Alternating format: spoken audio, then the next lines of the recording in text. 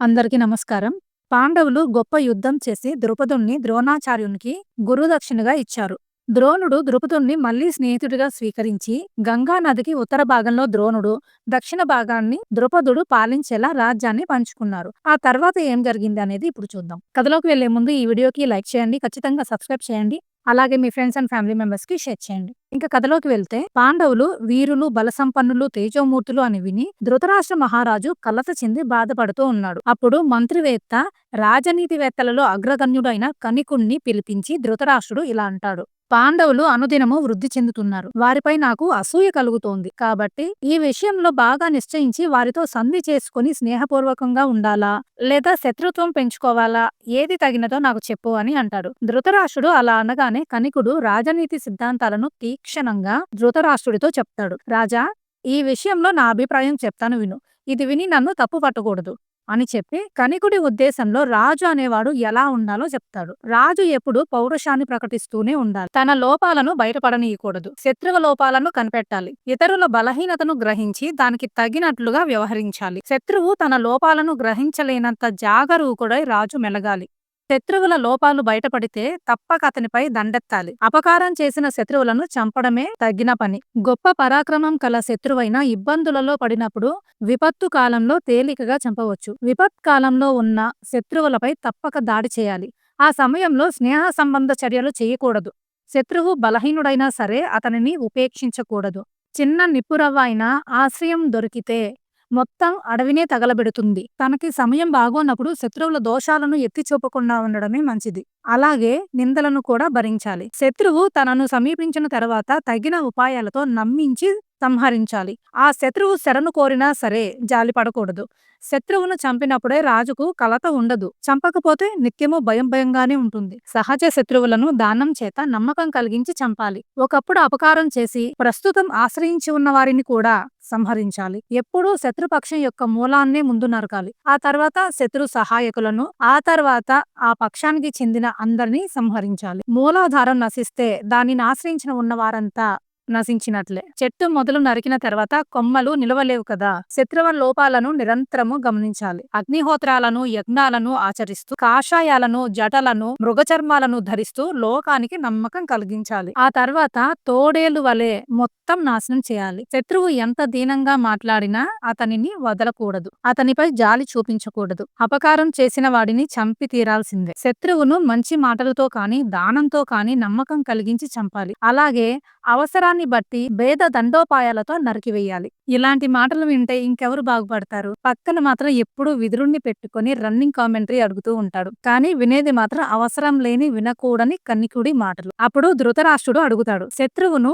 సామదాన భేద దండోపాయాలతో ఎలా చంపగలం? దానిని నాకు యథాతథంగా చెప్పు అని అంటాడు. అప్పుడు కనికుడు దానికి సంబంధించిన ఒక చిన్న కథ చెప్తాడు. ఒక అడవిలో స్వార్థంలో నిపుణుడైన ఒక తెలివైన నక్క ఉండేది. దానికి నలుగురు స్నేహితులు: పులి, ఎలుక, తోడేలు, నెమలి. ఆ నక్క వాటితోనే నివసించేది. అవి ఆ అడవిలో ఒక జింకల రాజుని చూశాయి. అది చాలా బలంగా ఉంది. దానిని పట్టుకోవడం కుదరక అవన్నీ కలిసి ఆలోచించాయి. అప్పుడు నక్క ఇలా అంటుంది: పులి, అడవిలో దీనిని చంపడానికి నేను ఎన్నోసార్లు ప్రయత్నించాను, కానీ నా వల్ల కాలేదు. అది తెలివైంది, వయసులో ఉంది, యవ్వనంలో ఉంది, కాబట్టి చాలా వేగంగా పరిగెత్తుతుంది. అది నిద్రించేటప్పుడు ఈ ఎలుక వెళ్లి దాని పాదాలు కొరికితే అది వేగంగా పరిగెత్తలేదు. అప్పుడు దానిని నువ్వు పట్టుకోవాలి. అప్పుడు అందరము ఆనందంగా దానిని తిందాము అని చెప్పింది నక్క. నక్క మాటలు విని మిగిలిన జంతువులన్నీ అలాగే చేశాయి. ఎలుక కాళ్ళను కొరికింది. పరిగెత్తలేని స్థితిలో ఉన్న ఆ జింకను పులి చంపేసింది. అది చూసిన నక్క, శబాష్, బాగా చంపేశారు, స్నానం చేసి రండి, అప్పటిదాకా దీనిని నేను కాపాడుతాను అని చెప్పింది. ఆ నక్క మాటలు విని జంతువులన్నీ నది దగ్గరకు వెళ్ళాయి. అప్పుడు నక్క తీవ్రంగా ఆలోచిస్తూ ఉంది. అప్పుడు పులి అందరికన్నా ముందే స్నానం చేసి నక్క దగ్గరకు వచ్చింది. నక్క ఏదో ఆలోచించడాన్ని గమనించి, ఏం ఆలోచిస్తున్నావు అని అనింది. మనందరిలో నువ్వే తెలివైన వాడవు. మనం ఈ రోజు ఈ మాంసం తిని హాయిగా తిరగొచ్చు అని అనింది. అప్పుడు నక్క ఇలా చెప్తుంది: నాకు ఎలుక ఒక విషయం చెప్పింది. అదేంటంటే, చిచి, పులికి అసలు బలమే లేదు.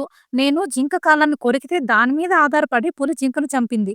నేను లేకపోతే ఈ రోజు పులికి ఆహారమే ఉండేది కాదు అని ప్రగల్భాలు పలికింది. అందుకే దాని సహాయంతో పొందిన ఈ మాంసం నాకు తినాలనిపించడం లేదు అని నక్క పులితో చెప్తుంది. నక్క మాటలు విన్న పులి, ముందే చెప్పావు, చాలా సంతోషం.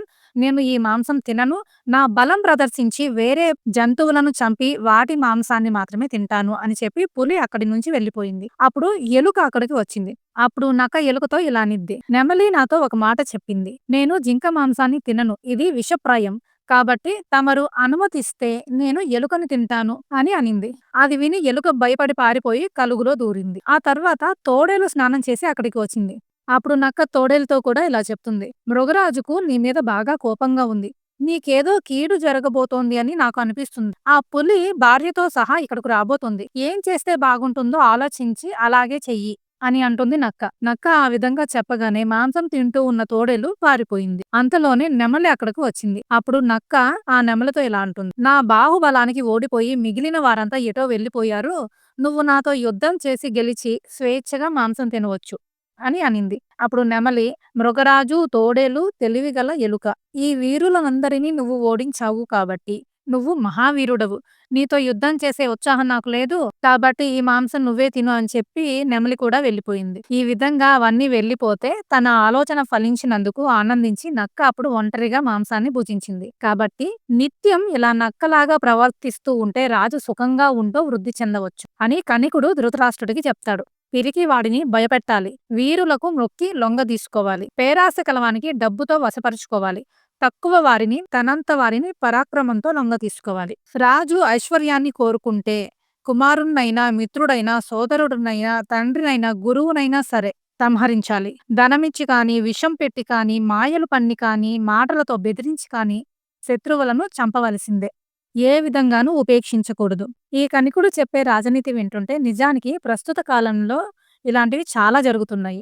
డబ్బు కోసం తండ్రిని, స్నేహితుడిని, కుమారుణ్ణి ఎవరినైనా చంపడం, డబ్బు ఆశ చూపించి, విషం పెట్టి ఏదో ఒకటి చేసి బెదిరించి చంపడం, ఇవన్నీ కణికుడు ధృతరాష్ట్రుడికి చెప్తున్నాడు. ఇంకా ఏం చెప్పాడు అంటే, కోపం ఉన్నా లేనట్లే కనిపించాలి. చిరునవ్వుతో పలకరించాలి. కోపంతో ఎప్పుడూ ఎవ్వరిని తిరస్కరించకూడదు. ధృతరాష్ట్ర, శత్రువును దెబ్బతీయాలి అనుకున్నప్పుడు, దెబ్బతీస్తున్నప్పుడు కూడా ప్రేమగానే మాట్లాడాలి. దెబ్బతీసిన తర్వాత కూడా దయ చూపించాలి. అతని కోసం దుఃఖించాలి కూడా.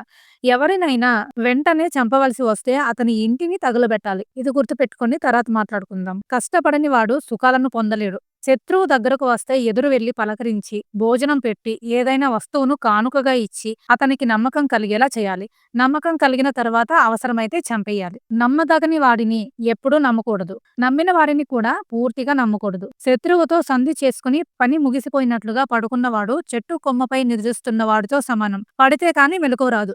రాజు ఇతరులలోని దోషాలను ఎత్తి చూపకూడదు. తన మీదకు ఏదీ రానంత వరకు ఏమి వస్తుందో అని భయపడుతూ ఏర్పాట్లు చేసుకోవాలి. ఏ కారణంగా భయపడుతున్నాడో అది దగ్గర పడ్డప్పుడు మాత్రం నిర్భయంగా దాన్ని ఎదిరించి శత్రువును దెబ్బతీయాలి. దండనీతిలో లోబరుచుకున్న శత్రువుపై దయ చూపడం అంటే రాజు మృత్యువుని కొని తెచ్చుకున్నట్లే. భవిష్యత్తులో చేయవలసిన పనిని కూర్చి ముందుగానే ఆలోచించి దానికి అనుకూలంగా ఏర్పాట్లు చేసుకోవాలి. కాబట్టి మహారాజా, నిన్ను నువ్వు పాండు కుమారుల నుండి రక్షించుకోవాలి. నీ తమ్ముడి కుమారులు పాండవులు మిక్కిలి బలవంతులు. కాబట్టి నువ్వు పాండవుల విషయంలో పశ్చాత్తాపపడాల్సిన అవసరం లేకుండా ఉండేలా నీతి మార్గాన్ని అనుసరించు అని చెప్పి కణికుడు తన ఇంటికి వెళ్ళాడు. ధృతరాష్ట్రుడు మళ్ళీ దిగులుగా ఆలోచిస్తూ కూర్చున్నాడు. కాబట్టి ఫైనల్ గా పాండవులు బలవంతులు కాబట్టి బలంతో నువ్వు వాళ్ళని గెలవలేవు కాబట్టి అధర్మ మార్గంలో అయినా వాళ్ళని అడ్డు తొలగించుకొని నీ కుమారులను నువ్వు రక్షించుకో అన్నట్లు ఒక అధర్మాన్ని బోధించి ఇదే రాజనీతి అన్నట్లు చెప్పి అసలే దుర్మార్గుడైన ధృతరాష్ట్రుడికి ఇంకొంచెం విషయాన్ని నింపాడు కణికుడు. ఇది ఇలా ఉంటే ఇంకొక పక్క దుర్యోధనుడు పాండవుల బలపరాక్రమాల గురించి ఆలోచిస్తూ వీళ్ళని ఏం చెయ్యాలి అని కర్ణుడు శకునితో కలిసి ఏదో ఒక ఉపాయంతో పాండవులను చంపాలి అని కుట్ర చేస్తూ ఉన్నారు. పాండవులు కూడా విదురుని సలహా సంప్రదింపులతో కౌరవుల చర్యలకు ప్రతిచర్యను చేస్తూ వచ్చారు. కానీ జరిగే విషయాలను మాత్రం బయటపెట్టలేదు. ఆ రోజుల్లో రాజ్యంలోని ప్రజలు పాండవుల గుణాలను చూసి సభల్లో, సమావేశంలో వారి గుణగణాలను పొగడడం ప్రారంభించారు. వారు వీధుల్లో కూడా ధర్మరాజుకు రాజ్యాన్ని అప్పగించే కాలం దగ్గరలో ఉందని చెప్పుకోసాగారు. ధృతరాష్ట్రుడికి కళ్ళు లేవు కాబట్టి పూర్వం రాజ్యాధికారాన్ని పొందలేకపోయాడు. ఇప్పుడు మాత్రం రాజు ఎలా అవుతాడు? ఇంకా సత్యసంధుడైన భీష్ముడు పూర్వమే రాజ్యాన్ని తిరస్కరించాడు. అతడెప్పటికీ రాజ్యాన్ని స్వీకరించడు. ఇంక మిగిలింది పాండు కుమారులలో పెద్దవాడు ధర్మరాజు. యువకుడైన పెద్దరికం కలవాడు, సత్యము దయ కలవాడు, వేదవేత్త. ఇతనికి రాజ్యాభిషేకం చేస్తే బాగుంటుంది. ధర్మరాజు సకల ధర్మవేత్త. భీష్ముణ్ణి పుత్రులతో సహా ధృతరాష్ట్రుణ్ణి కూడా పూజిస్తూ వారికి సకల భోగాల్ని సమకూరుస్తాడు అని ప్రజలు అనుకుంటూ ఉన్నారు. ఆ ప్రజలు మాటలు విన్న దుర్యోధనుడు దురాలోచనలతో పరితపించాడు. దుర్మార్గుడైన దుర్యోధనుడు వారి మాటలు సహించలేకపోయాడు. అసహనంతో దుఃఖంతో ధృతరాష్ట్రుడి దగ్గరికి వెళ్ళాడు. ధృతరాష్ట్రుడు ఏకాంతంగా ఉన్న సమయం చూసుకొని ఆయనను గౌరవించి పురజనం ధర్మరాజుపై చూపిస్తున్న అనురాగానికి బాధపడుతూ తండ్రితో ఇలా అంటాడు. తండ్రి, పురజనుల సంభాషణల్లో వారి అభిప్రాయాలను విన్నాను. అవి మనకెంతో కీడు కలిగించేవిలాగా ఉన్నాయి. వారు నిన్ను భీష్ముణ్ణి కాదని ధర్మరాజును రాజుగా చేయాలి అని అనుకుంటున్నారు. భీష్ముడా రాజ్యాన్ని స్వీకరించడు. నువ్వా గుడ్డివాడివి. నువ్వు మాత్రం నీ గుడ్డితనం వల్ల రాజ్యాన్ని పొందలేకపోయావు. పాండురాజు తన సద్గుణాల వల్ల తండ్రి నుండి రాజ్యాన్ని పొందగలిగాడు. ఇప్పుడు ధర్మరాజు ఈ రాజ్యానికి ఉత్తరాధికారి అయితే మళ్ళీ రాజ్యాధికారం ధర్మరాజు కొడుక్కి, అతని నుండి అతని కుమారునికి పరంపరగా సంక్రమిస్తుంది. మనం ఇలాగే పుత్ర పౌత్రులతో సహా రాజ్యాధికారాన్ని కోల్పోతాం. లోకమంతా మనల్ని చులకనగా చూస్తుంది. నరకం లాంటి దాస్యంలో పడిపోకుండా మీరే ఏదో ఒకటి చెయ్యాలి. నువ్వు ముందుగానే ఈ రాజ్యాన్ని పొందగలిగితే మేము నీ కుమారులుగా రాజ్యాన్ని పొందగలుగుతాము. అప్పుడు లోకులు కూడా మనల్ని ఏమీ చేయలేరు అని అన్నాడు దుర్యోధనుడు. అలా దుర్యోధనుడు ధృతరాష్ట్రుడితో కలిసి ఆలోచించి ఏ పన్నాగాలు పన్ని, ఏం కుట్రలు చేసి పాండవులను ఏమేం చేయాలనుకుంటున్నారో, ఎలా వాళ్ళ అడ్డు తొలగించుకోవాలనుకుంటున్నారు అనేది రేపు చూద్దాం. అంతవరకు మన ఛానల్ కి సబ్స్క్రైబ్ చేయండి. ఈ వీడియోకి లైక్ చేయండి. మీ ఫ్రెండ్స్ అండ్ ఫ్యామిలీ మెంబర్స్ కి షేర్ చేయండి. Thank you for watching. జై శ్రీరామ్.